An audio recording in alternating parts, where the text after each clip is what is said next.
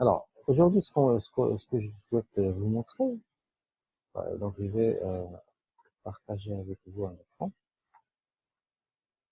Alors, là, c'est un site qui s'appelle jdoodle, jdoodle.com.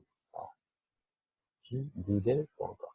Alors, ce site, parce que avec l'ancien site sur lequel on a travaillé, le Webminal, alors, on vous donne pas l'accès à travailler avec les fichiers batch. Donc, on considère que c'est dangereux. Alors, vous n'aurez pas le droit d'exécuter des fichiers batch ou des commandes à l'intérieur. Alors, j'ai fait une petite recherche. J'ai trouvé ce site, Test Batch Script Online. D'accord? C'est-à-dire là, tu peux taper un script et tu peux l'exécuter. D'accord? Donc, je vais actualiser cette page. C'est juste pour vous montrer, vous donner une idée sur ce qu'on peut faire. Alors, je vais exécuter. Voilà, il va m'afficher le résultat de cette commande. OK? C'est-à-dire tout ce que vous avez tapé en haut, vous allez pouvoir le voir en bas, bien sûr. Alors, la première chose qu'on peut faire, par exemple, ensemble, c'est comment déclarer des variables. Par exemple, ici, je peux, par exemple, faire var 1 égale cocaïne. Okay. Alors, bien sûr, j'ai pas de sortie, donc je vais pas avoir de, de sortie pour le message, d'accord? Mais si je veux manipuler cette variable, donc je n'ai qu'à faire echo. Attention, je ne vais pas écrire comme ça va pas marcher. Vous devez ajouter $1 pour distinguer que ce que vous avez là, c'est une variable. Okay? Déclaration $100, mais l'utilisation, vous devez ajouter le symbole dollar pour dire que vous voulez, bien sûr, manipuler une variable système. Alors, je vais tester. Voilà. Donc, il me ramène la variable qu'on a déclarée en haut, la variable 1, avec tout ce que, bien sûr, tout ce que ça contient. D'accord? Donc, ça, c'est pour déclarer une variable. Alors, si on veut, par exemple, afficher, donc ça n'empêche pas d'afficher des variables en numérique. Par exemple, ici, je vais faire nombre 1 égale ça, nombre 2 égale autre chose. Ok? Alors, supposons qu'on veut, dans ce cas-là, afficher les deux. Alors, avec la commande echo, on peut faire appel à la première variable, c'est-à-dire num 1, et on peut aussi faire appel à la deuxième variable, num 2. D'accord? En exécution, bien sûr, ça va marcher, donc il affiche les deux variables. Donc, récapitulons, d'accord? Donc, pour exécuter des fichiers ou des commandes batch, c'est-à-dire là, j'ai pas fait ls, j'ai pas fait lire, j'ai pas fait copie, j'ai pas géré des fichiers, j'ai pas géré des dossiers, j'ai pas supprimé, mais j'ai travaillé sur des scripts, comme ce qu'on avait fait avec le DOS. Okay?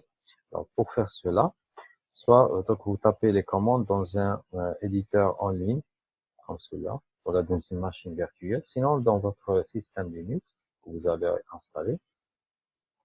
Alors, si votre script, bien sûr, vous utilisez des commandes d'une version particulière, alors vous pouvez changer.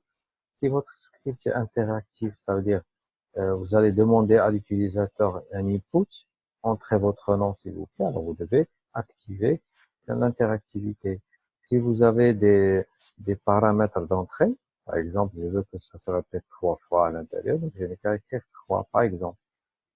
Ok, donc ça c'était un. Comment on peut créer des variables à l'intérieur d'un script. Maintenant, on va voir comment on peut créer, faire des calculs. Calcul, par exemple, avant de faire des calculs, comment on peut faire un commentaire?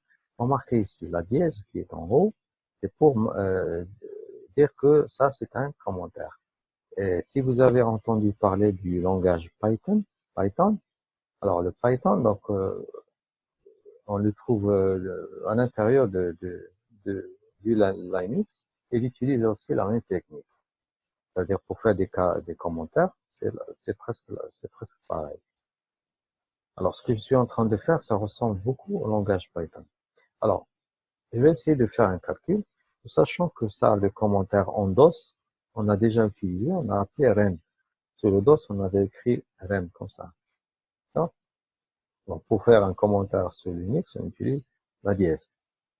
D'accord? Donc, je vais déclarer, par exemple, la variable A et la variable B. Maintenant, je veux faire un calcul des deux.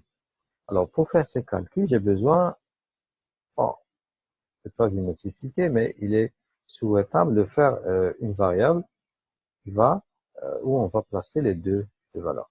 Alors, attention, ici, on va pas faire A plus B, ça va pas marcher, parce que déjà, on a vu que les variables... علاش ما نسميوش صوم نسميوها 4 نديرو S égale à A plus B.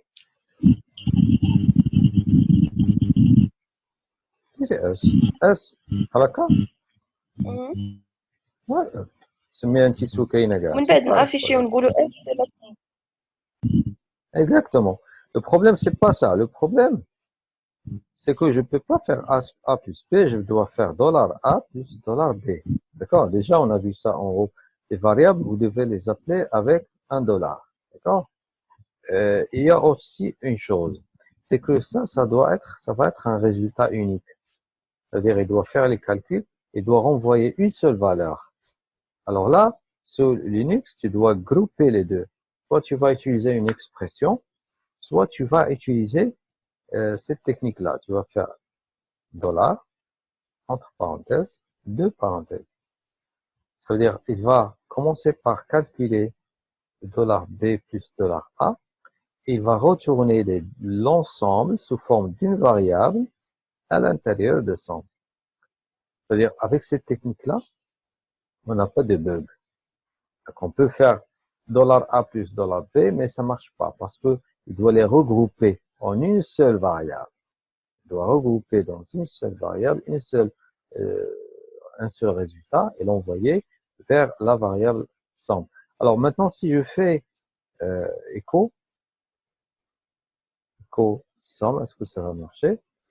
Donc on va faire un test. Alors remarquez là, il m'a dit somme. Qui peut me dire pourquoi il m'a donné le nom de la variable ici? J'ai besoin du résultat de la variable.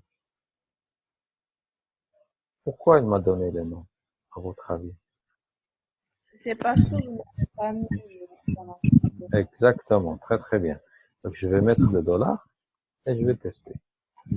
Voilà. Maintenant, il a fait 19 plus 15 et il m'a donné 34. OK? Donc là, c'est pour, bien sûr, créer des scripts de programmation à l'intérieur de Linux. Et ce qu'on est en train de faire, c'est un niveau un peu avancé en Linux.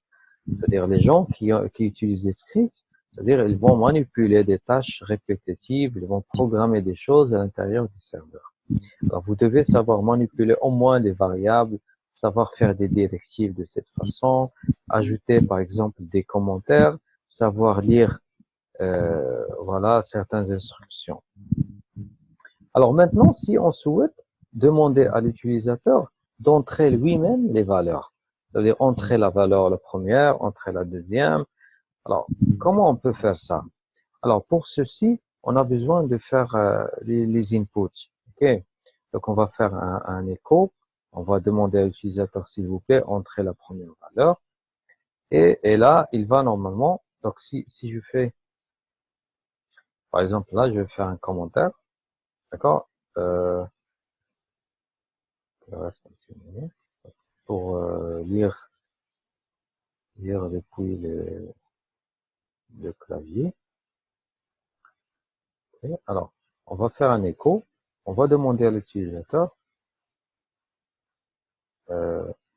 entrer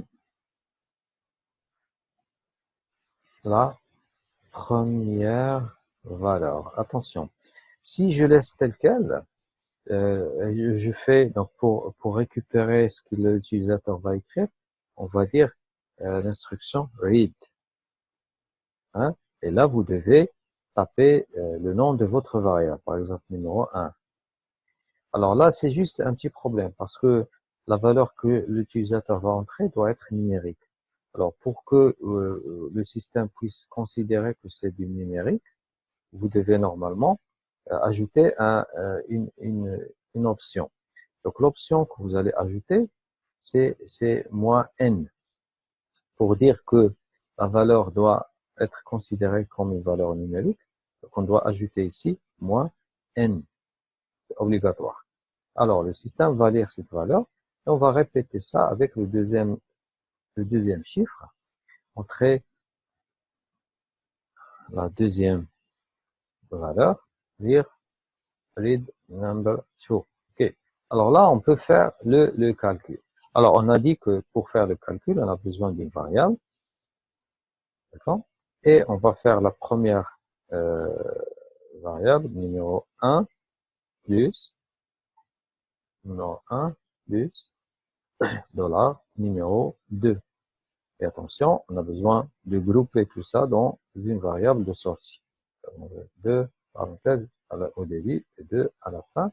Et comme ça, on peut faire un écho de la variable totale. D'accord? Donc, on va voir si ça va marcher ou non. Exécution.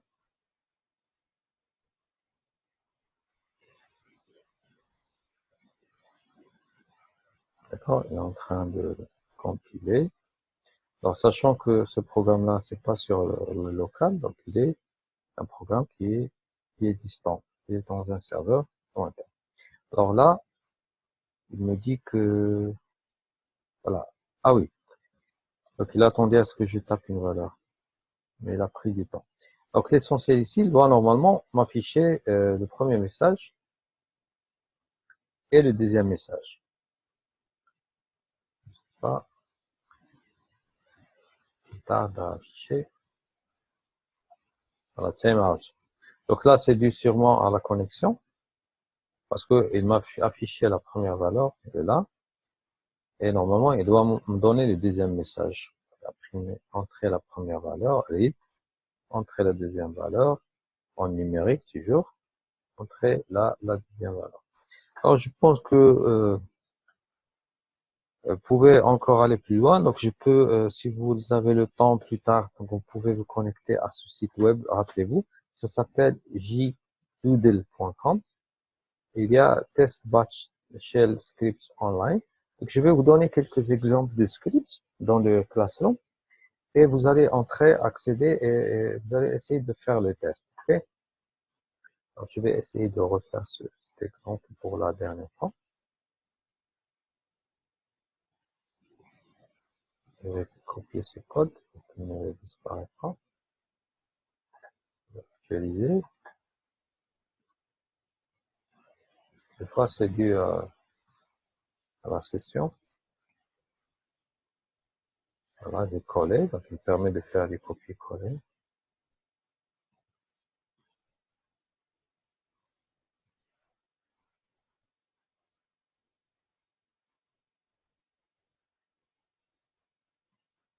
Donc, si le serveur est trop sollicité, donc il vaut mieux faire le test dans un autre temps.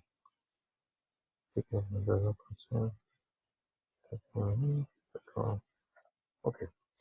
Alors, je vais donc partager avec vous la documentation. Donc, je vais vous montrer de quoi il s'agit. Par exemple, ça, c'est la documentation. La suite, voilà, ça, les exemples qu'on a fait maintenant. D'accord, la somme de deux nombres, voilà, pour faire un calcul, un total. Et là, c'est aussi intéressant. Par exemple, remarquez, on va faire un numéro de, voilà, un début, un compteur, et une limite. Donc, vous avez le droit à 3 répétitions. On va vous demander d'entrer le mot de passe numérique. On va lire le mot de passe que vous avez fait. On va faire la boucle while. Je pense que vous connaissez la boucle while. D'accord? Donc, la boucle while, tant que le mot de passe que vous avez écrit est différent de Linux. De Linux, c'est le bon mot de passe. Alors, qu'est-ce qu'il va faire? Et tant que les comptes, c'est-à-dire les différents de 4, ça donc je vais vous donner trois chances. Donc, tant que vous n'avez pas consommé les 3, donc c'est différent de 4, c'est-à-dire vous avez encore le droit. Alors, d'où, qu'est-ce qu'il va faire le programme? Donc, il va écrire mauvais mot de passe, parce que c'est différent. Et vous n'avez que un certain nombre de chances. Donc, il va afficher le compte de fois que vous avez testé. Donc, il va vous prendre le nouveau mot de passe et il va ajouter 1 au compteur. Donc, il va dire, voilà, maintenant, c'est votre deuxième chance. Et il va réduire le nombre. Donc, ils étaient 3 fois. Il va réduire 1, donc le nombre de tentatives. Et il va normalement, une fois qu'il aura terminé ça, donc il va s'arrêter. Alors, si c'est égal à Linux, et si c'est pas, c'est le nombre, normalement, vous avez encore le choix de refaire, il va vous afficher ce message. Bienvenue. Alors, sinon, le programme, il va sortir. Alors, ça, c'est un exemple de programme où il y a une boucle, la boucle while, et il y a une entrée, d'accord? Et il y a même un comptage. Donc, j'aimerais bien que vous faites cet exemple-là, vous le pratiquez sur l'émulateur que je vous ai montré, d'accord? Donc, l'émulateur où on peut écrire des scripts. Donc, essayez d'améliorer ça, essayez de faire quelques tests. Ça, c'est un exemple plus ou moins complet, d'accord? Yalla, ma salama. Au revoir. Au revoir. Au revoir. Voilà.